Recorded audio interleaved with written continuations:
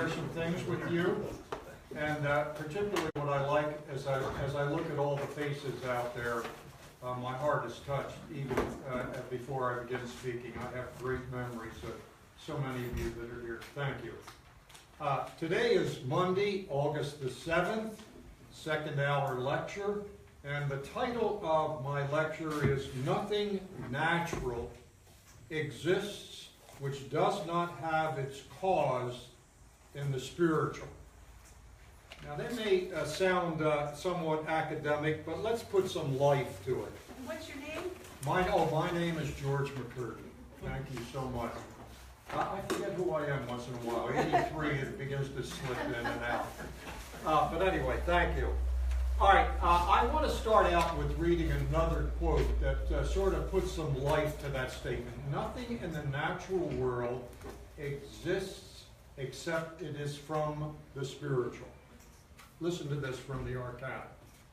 Natural things represent spiritual things, and they correspond. That may be known from the fact that what is natural cannot possibly come forth except from a cause that's prior to itself. Its cause is from what is spiritual, and there is nothing natural which does not derive its cause from the spiritual. So, natural forms are effects, nor can they appear to be causes, still less the cause of causes. So, in other words, what this quote from the Arcana is trying to tell us is the following thing. And again, I'm going to read another quote, which I'm going to stop reading the quotes in a minute and talk. What is eternal has no end. What is eternal is. What is natural is not. Isn't that an interesting quote? What is eternal is, what is natural is not. Now that's not a put down. That's just a kind of having us begin to connect and see everything that exists in this natural world. And boy, as we were riding in on the Kangamangas Highway to get here, it was just overwhelming.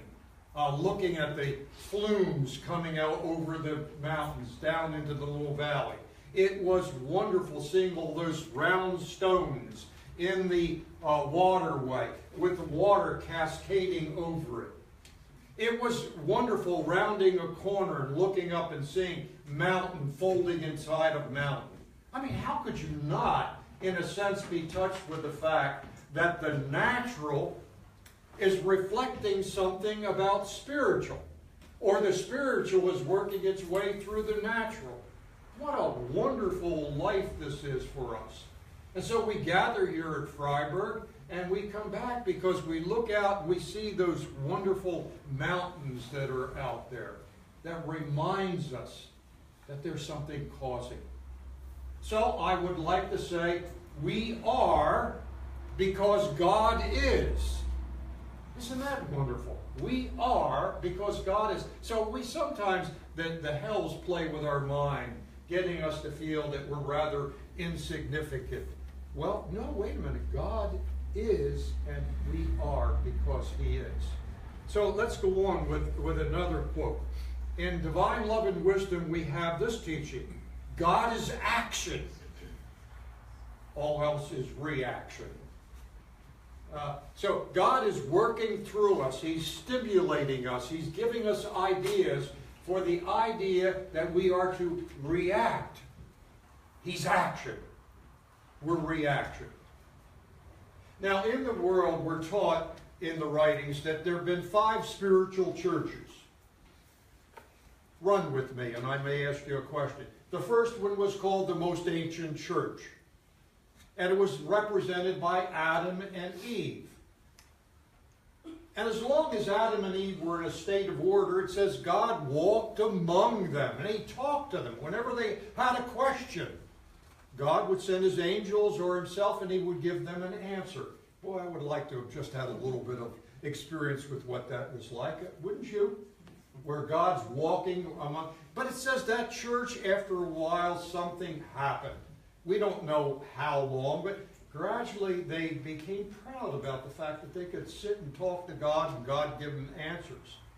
But then you remember the problem.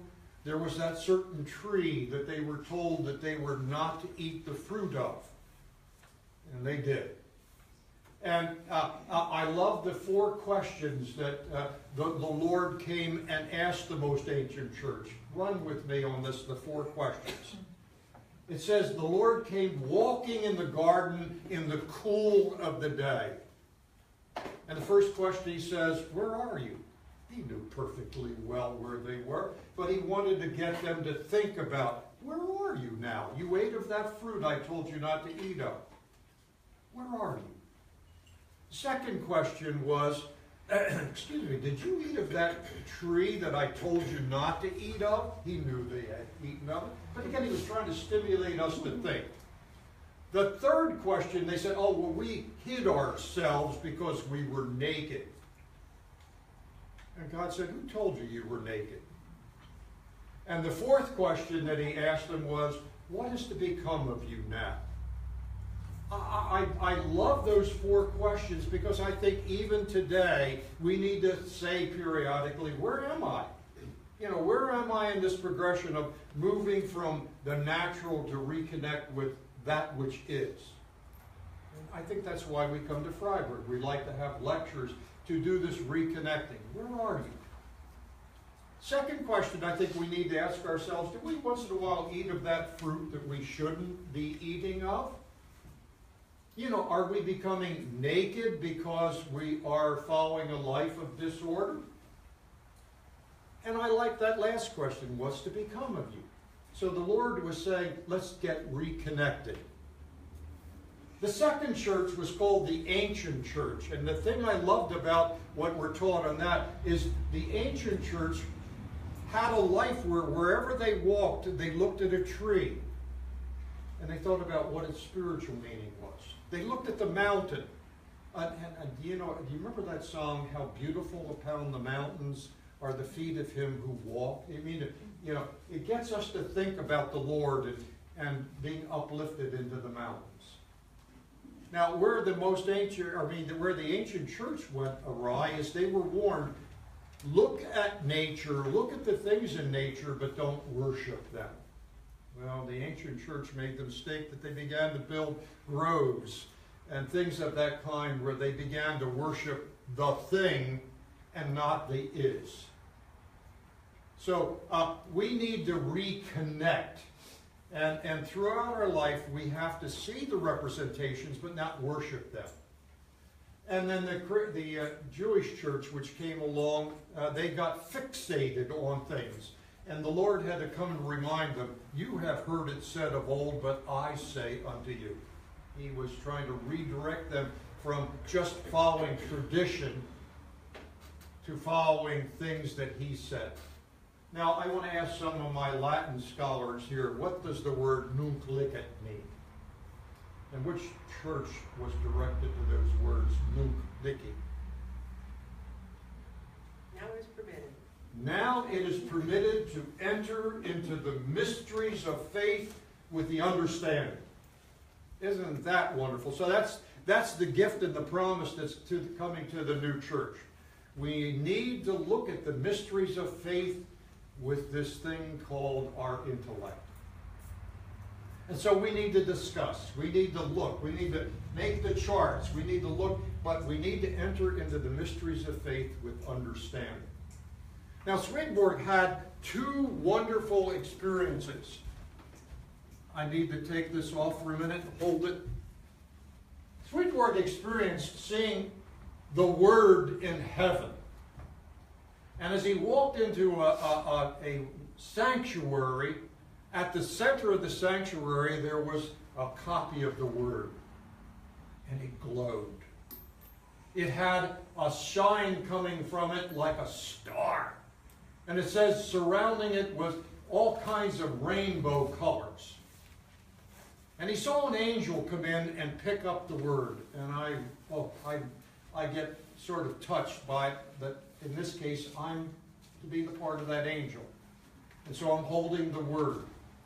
And it says, as the angel comes into and picks up the word, his hands have to touch the word, and the hands begin to shine and glow. And then as he's holding the word brushes up against his clothes, and his clothes began to shine and glow. And the angel was so touched by what was in the word, he put his face on the word, and his face began to glow. Can you hear the correspondences there? Hands are the things that we do work. These are vital as part of our doing our job, our mission. And so the teaching is the Lord wants us to touch his word and put it into our work. Clothing is representative of that which protects us. The Lord wants the word to touch our spiritual clothing to protect us. And the face, the writings are clear. The face is a picture or window into the heart. So isn't that wonderful that Swedenborg, as he was being prepared for his mission, saw this vision of an angel picking up the word with the hands glowing, the clothes glowing, and the face glowing. I love that picture. It's an inspiration. And then the second vision that he had was he saw a picture of the word. Remember, it was seen as a star. And while this star was up in the heavens, it just was magnificent with its light. And then he was shown the star coming down little by little by little. And as it proceeded and came near the earth, the light of the star began to diminish until it went out. The angels came and said to Swedenborg, "What's new on earth?"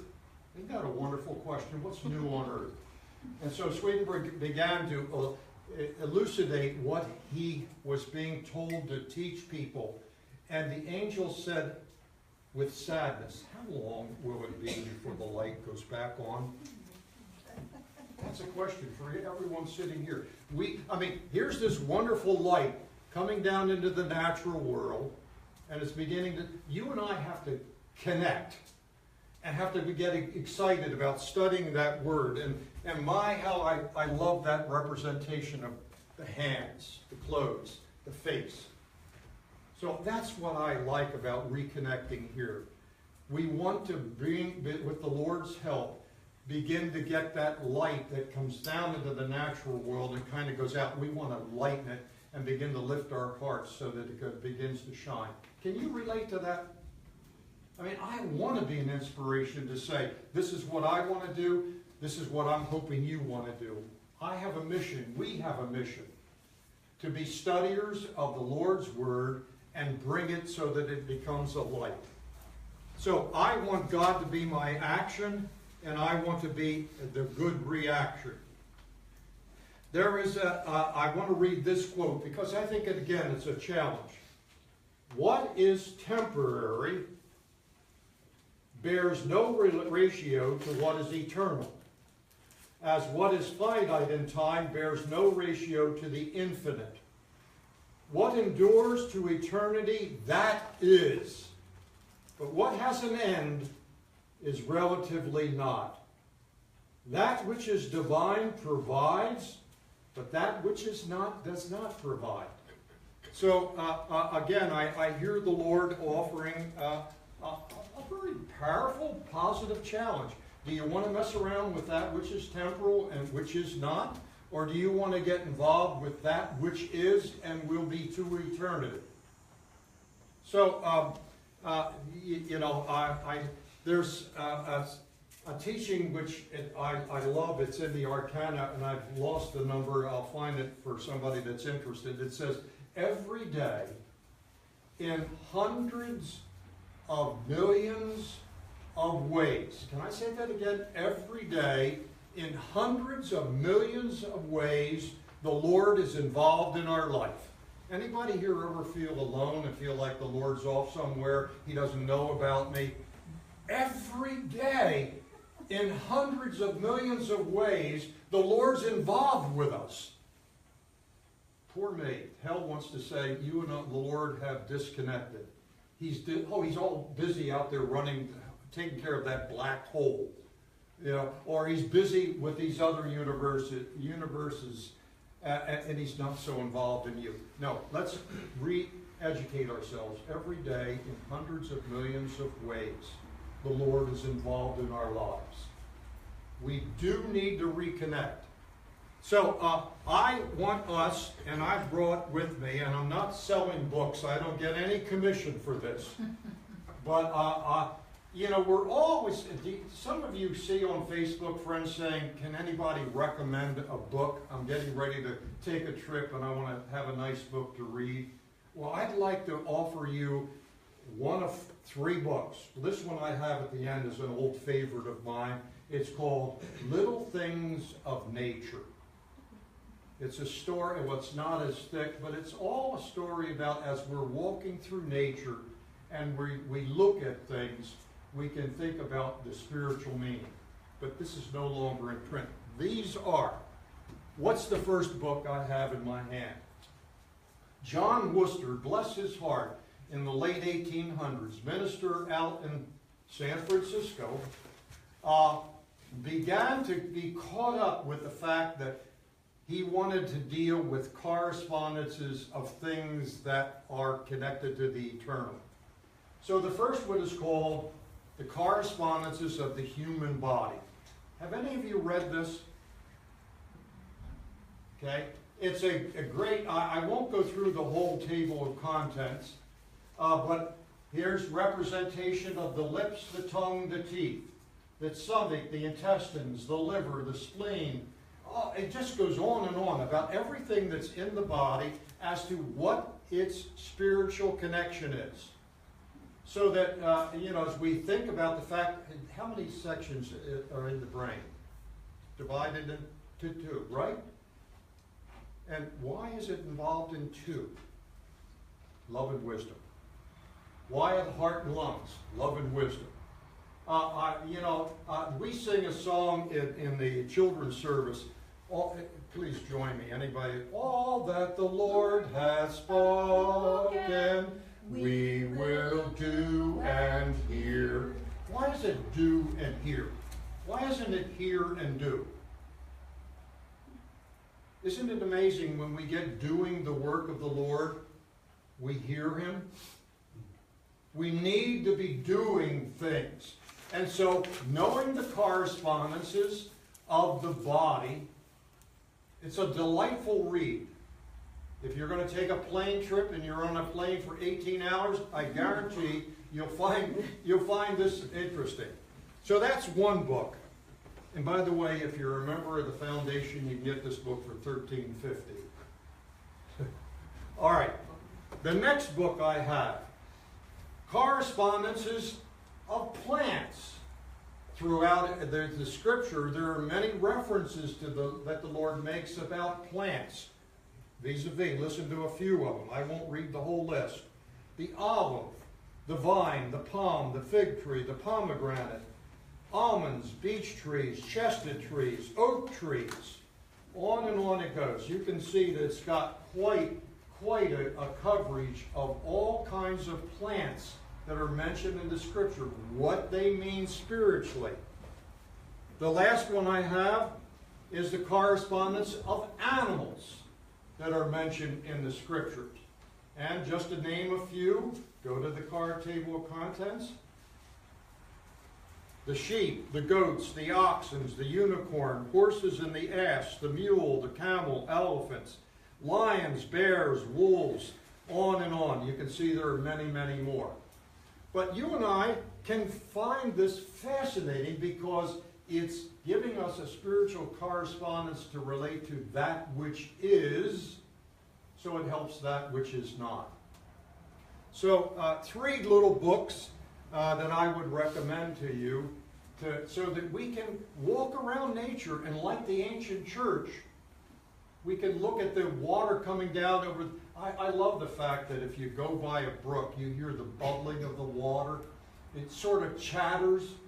Well, you know, and sometimes when you're at water, the deepest water is quiet. You know, the depth. So there are all kinds of correspondences. So I think my challenge to you is this. Let's become conversant with the Lord by looking at the correspondences of our body, of our plants, and of our animals. Now, I have a question. Somebody, and I've got maybe 6 minutes left before I really open up this thing. Any of you ever wonder why, if everything has a good correspondence, why do we have ticks, fleas, and those noxious animals? Why in the world does the Lord ticks, Lyme disease, fleas. Fleas love me. I remember one time I was called to help clean a basement. I came out and my legs were covered with fleas. They're all noxious, biting, things like, why do you think the Lord allows them? Did he intend to create spiders that bite and, scorpions? And it says that the reason they exist is to remind us that if we don't follow him, there can be noxious things that come into our life. Do you get that picture? I don't want to have a tick on me. As a matter of fact, I had a bite this morning on my arm from a mosquito. The rascals come and... I've got back in my house, you don't have them. We have what's called porcelain berry. Anybody familiar with the porcelain berry? It is invasive. It crawls up a tree and hosts it and then chokes its host to death. And many a tree in my backyard, because I hadn't gotten to clipping those things, are just absolutely engulfed by the porcelain berry. And I think, oh man, I'd like to eradicate them because they do destroy dogwoods and more beautiful things. But I think the Lord's reminding us if we don't do some cleaning and some pruning and things like that, noxious things can take over and interfere with that which is spiritual. So, my lecture title, That Which Is in the Natural World, can only have an existence because of what was prior and that which is in the spiritual world. Yes, sir? Could you say just a few words about the correspondence of the human body as it relates to the shape of heaven? Right. And how the colonies are to the grand man. Grand man. Yes. And that is a wonderful study in and of itself. So that's why this book on the human body, originally it was called Physiological Correspondence. And most people didn't follow physiological, so that's why they changed the title, Correspondence of the Human Body. But you're right, sir. Our studying this and seeing how everything in the body corresponds to the grand man is a wonderful study. And so, yes, I think we would be inspired to see that heaven is in the shape of the human body. And not tomorrow, my next lecture is on the 2 kingdoms and the 3 heavens, which is going to tie into this. Not to show levity, but my son-in-law just passed 2 kidney stones. It'd be interesting to know what the correspondence would be. You can look it up. Time out. I hadn't thought of looking up the kidney stones, but that's all right. He may have. No, I don't see kidney stones. Wait a minute. The kidneys are there. So we could probably, while studying the correspondence, begin to see why those kidney stones are so painful and discomforting. But I want to be, in this lecture, at least stimulating so that we can see the connection.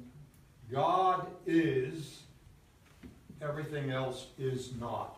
And so we need to work on reconnecting with the Lord through our religion, through our hearts. So, I just say this is, I'm going to take in September, we're going on a river boat cruise.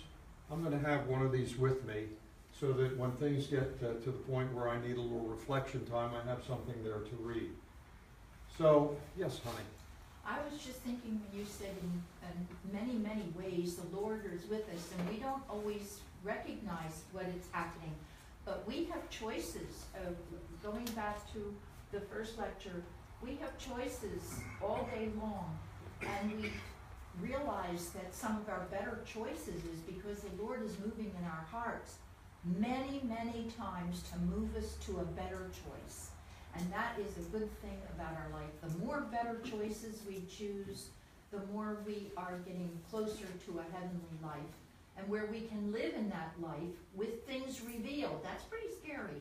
When I read Divine Providence and talked about how in heaven there's no masking, that was pretty, I better get my life in order here before I go, because there is that unmasking. So if you're thinking right here, and I loved our song today about if your heart keeps right, if your thinking keeps right also, that it's going to be beneficial because you'll be in a more heavenly state, prepared for heaven and not for the other place. All 3 lectures that I prepared, I have a friend who teaches in the Bernathen College. By the way, I taught him in high school. But whenever he gives an involved lecture, he gets to the end of the lecture and he says, with a smile somewhat on his face, "So what?" So what? What is this? What was my presentation all about? I want to be so what, so that I can with the Lord say, where am I? Did I eat of that fruit? Who told me I was naked? And what's to become of me? I want to be able to walk out among this thing like the ancient church and look at and think about the correspondences of everything that the Lord has created. I want to be alive. I don't want to be numbed out. So I say to you, as I prepare to have questions come up, so what? I want to also have that star,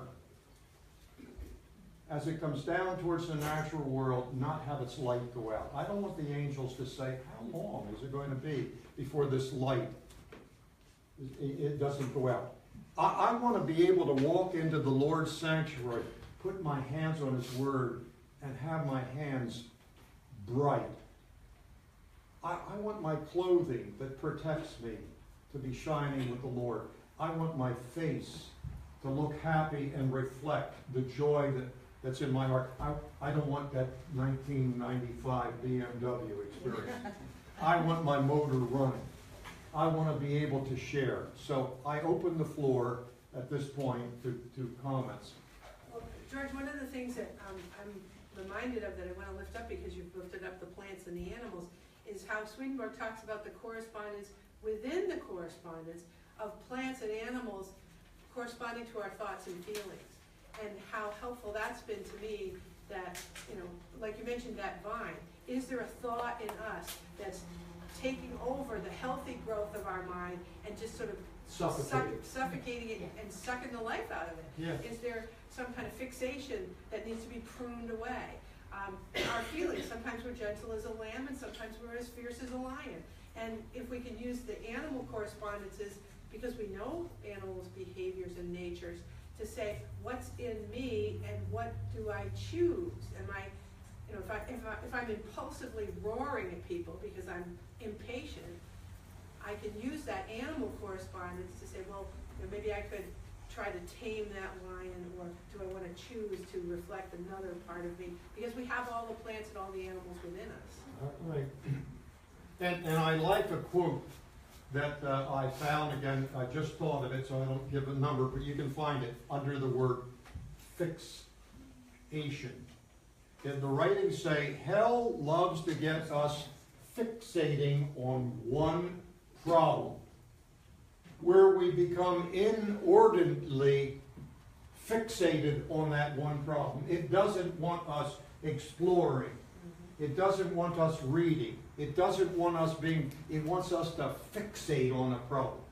And then the other quote that I just put on the other day, angels who love us come and say, and I bet every parent that's here has had a time when your child was ill, sick, and you've said out loud or in yourself, I wish I could endure this discomfort. And I would even be, and the angels say, I would even be willing to die for you. Is that love, or is that, they want to help us. And so, I just want to energize us to be readers, to thinkers, to not fixate on the fact that poor me, I'm going to hell, the Lord doesn't care. In hundreds of millions of ways every day, the Lord cares about us. So, and somebody else, I'm back to talking again. I want to hear your question and comment. Yes? Well, I'm just a little bit confused by your quote that God is, everything else is not. Right. Because I view everything else as, if we look at everything else that's created, there is the divine in that, which you just so eloquently stated when you talked about the Kankamangas Island. So wouldn't it be more true to say God is, and God is in everything? If I invite him in, yes, then I can say that statement. But if I think I'm the what was the poem? I'm the captain of my ship and the master of my fate. Mm-hmm. If I think that, my boat's going to sink. But if I invite the Lord in, who is, and I allow him to direct me, then he makes me more is. But I can't make myself is all on my own, apart from him, forget you, and that's where I think the problem comes in. Yes? I think that pantheism teaches the Lord is in everything, as though the piece of him is in there. And I was always taught, it was very helpful, that his proceeding is in the creation. And that's why you can say the Lord is and everything is not. In other words, we can't even live without the Lord's life flowing in us. So in a sense, he is, and we are because he is.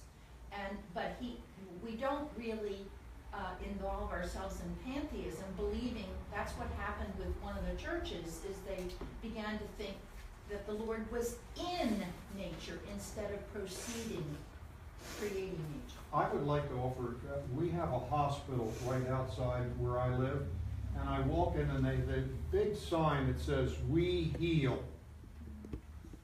And I think, what arrogance. They may be facilitators in the process, but God does the healing. But to have this hospital announce to the world, "We heal," I think is an error. And so I do want to get to the point where, okay, I can be a facilitator with the Lord in helping healing, but I don't do the healing. Does that make any sense to you at all?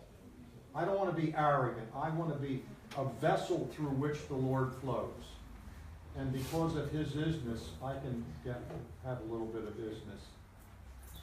I thought you mentioned that there were 5 churches. Yeah, well, I only heard you mention the most ancient 4. church, Most ancient, Jewish church, Christian church, okay. and the new church. Oh, okay. 'Cause you didn't mention And I also like that picture of the temple where the words "Nunc licet" are written. Now it is permitted to enter into the mysteries of faith with the understanding. Yes? It's interesting you're talking about healing, because that's where I was going. There's more and more research that's coming out, which I think we all knew intuitively, but that nature is healing, that getting out into nature, spending time in nature is good for your body, is good for your mind, and it's just tying into, the reasoning maybe is more clear to me than it might be to other people, but Yeah. it's becoming more popular now to get out into nature rather than staying inside and focusing on your video game or whatever. But it's physically healing. Yes. So, but I think through the Lord.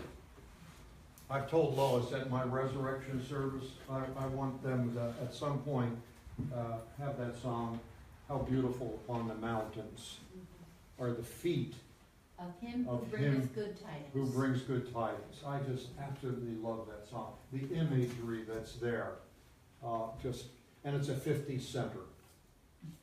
Okay, when the Lord's up there in those mountains. We were talking about the weather guy here, and you know his name. Well, don't dodge it this year. Yeah, but he would announce it, and his mom would come and at breakfast table, and she said, well, it's going to be a 50 center today, or a 25 center, or whatever it was. But I just, when the Lord's walking in those mountains, his feet just are bringing the best and greatest tidings. And one of them is, I'm with you every day in hundreds of millions of ways. I just want to lift back up the concept that we so often struggle with why are we having the things happen to us that are happening to us. And you've lifted up so many correspondences through nature and through the body and through the plants and animals. But I think those are like keys. It's like we were given through Swedenborg a key to understand, well, the word, because we get the arcana, but also, if you think of the word as God's self-revelation, it's coming through nature. It's coming through our experiences. It's coming through the words of other people. And when we are troubled, instead of saying, the Lord is not here, I am alone, I'm suffering, I'm desperate, to look at the correspondence of what you're going through. Because then we can see the deeper spiritual meaning of it, and we can learn from that. And I think that we are always, like you're saying, those hundreds of millions of ways are lesson upon lesson upon lesson of things that we are being given. And until we learn them, they keep coming back. Anybody here work with people in AA? What's the theory about AA? Until you hit bottom, until you quit with the games, and it's then as you hit bottom that you can have a beginning point of coming up. Well, the writings say the Lord allows us sometimes to hit bottom, and when we hit bottom and we turn to Him, He begins to lift us up. So those two images I gave about the angel holding the word just means a lot to me. I want my hands to glow. Yes, sir. There's one other point that you might find useful in that story about AA. In Nova Scotia, when you go to a hospital to ask for help with alcoholism, the doctor or the nurse cannot call for help. You have to make the call. Oh, really? And they will not accept a call from a doctor to admit somebody who's come in saying, I want to quit drinking. They hand the phone to the person and they say, you have to make the call. That's an interesting. And they won't take it because they've learned if doctors make the call out of kindness, what they think is kindness, those people don't stay. So you really have to get to the point. They've learned that they have to get to the point where the person who wants the help is on the line saying, yes, I want to be admitted. Then you can get in. Neat. I thought that would be useful too. Okay.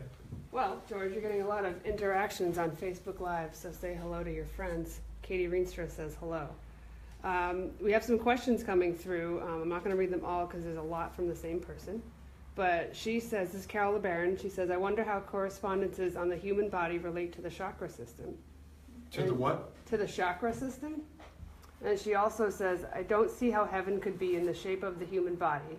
If the human body shape is a material thing that we understand on this plane, but the celestial or the spiritual would be immaterial and not have the shape as we understand it. Okay. I would like to, I don't know the faith background of this person, but it's interesting that Paul picked up this he hadn't read Swedenborg, but he picked up this correspondence about the eye can't say to the ear, I have no need of you, and this, and he goes through the whole body saying these things, they need to interact and testify of that which is spiritual. So Paul picked it up, but Swedenborg picked it up because of the revelation about the body relating. So I think it's a useful thing to think of heaven. Oh, I know. Here's an example. Anybody pick up a newspaper and you look at the newspaper, there's a picture of it there. Have you ever looked close at the picture that's on the newspaper?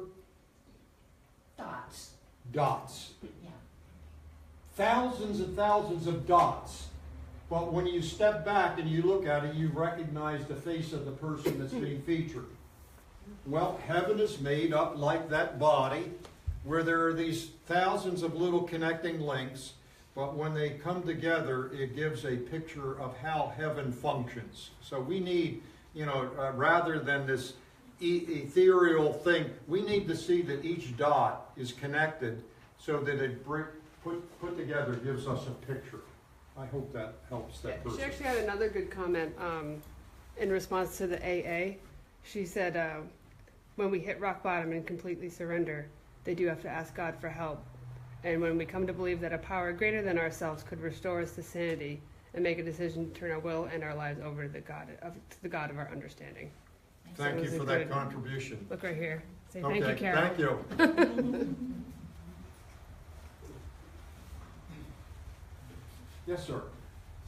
So nature to me is very useful, and it gives us so many examples of how diversity and adversity can be overcome, and can be regrowth and regeneration. Like a storm comes and wipes out trees and floods things and all this, yet through time it all grows back and becomes well again. And so I think that's just a wonderful thing, but when you use animals, I just can't help but think that, I hope there's something in there about dogs. Dogs, yes. Because what I learned from a dog, and what I think why dogs are so popular, is just this unconditional love that just comes from a dog. Right. Plus, I'm sure other examples of that. Yeah, because you remember the Lord used that example. The woman said, "Feed me," and he said, "I can't feed you because," and she said, "Even the crumbs that fall off the table, the dogs come and eat." I mean, so there is that reference there. There's fox, flies for. What about wolves? Canine. Because wolves are the ancestors of dogs. Yeah, here it is, the dog. So there's a whole section on dogs in this. Okay, now I have to read it. Yeah. Okay. I just wanted to reiterate the glowing of the word is that in the present day, there is a move that the Bible is irrelevant. And I was just moved by what you're saying today in this lecture, is that the Bible should be very relevant in our life. We shouldn't make it irrelevant. And there's a quote in the writings that say this, that when the Lord caused the word to be written, he wrote it in such a way that no matter what age, no matter what our intellect is, there is something there waiting for that state.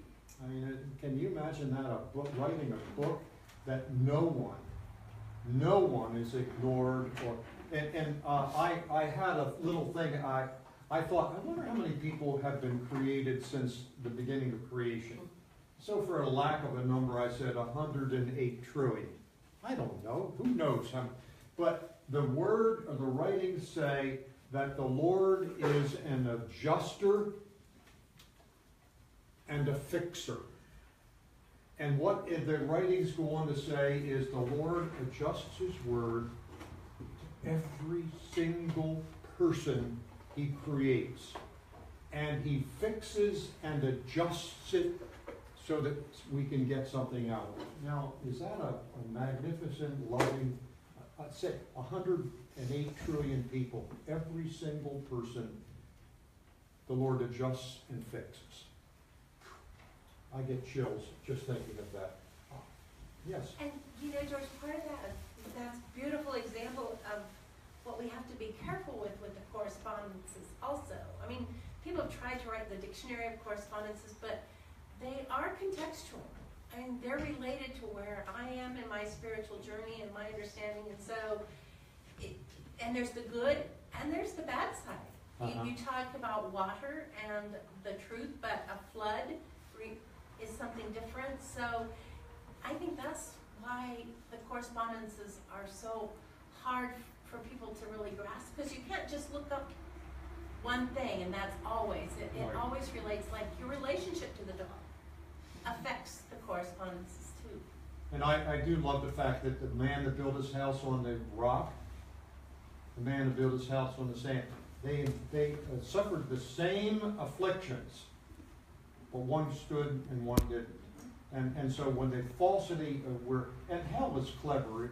You remember when the Lord was being tempted, they said, you know, it's written that if you jump off of this ledge, the angels will catch you, or it's written that you could turn these stones into bread. The Lord could very well have, just like that, done that, but he refused to follow their little twisting of the truth, and they were trying to bring the flood to knock down his house.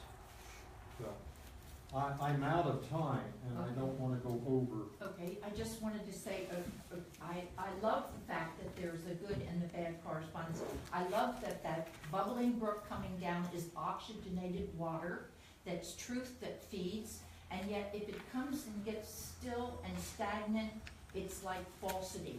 Where does falsity come from? It teaches me where, if the Lord didn't cause truth and evil, where did it come from? It came from the water, less oxygenated, and into back stagnant ponds, sitting there, not suffocating everything. And that's where it comes from, that truth turned into falsity.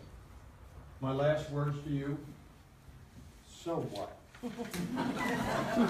You're going to hear that phrase 2 more times as so what?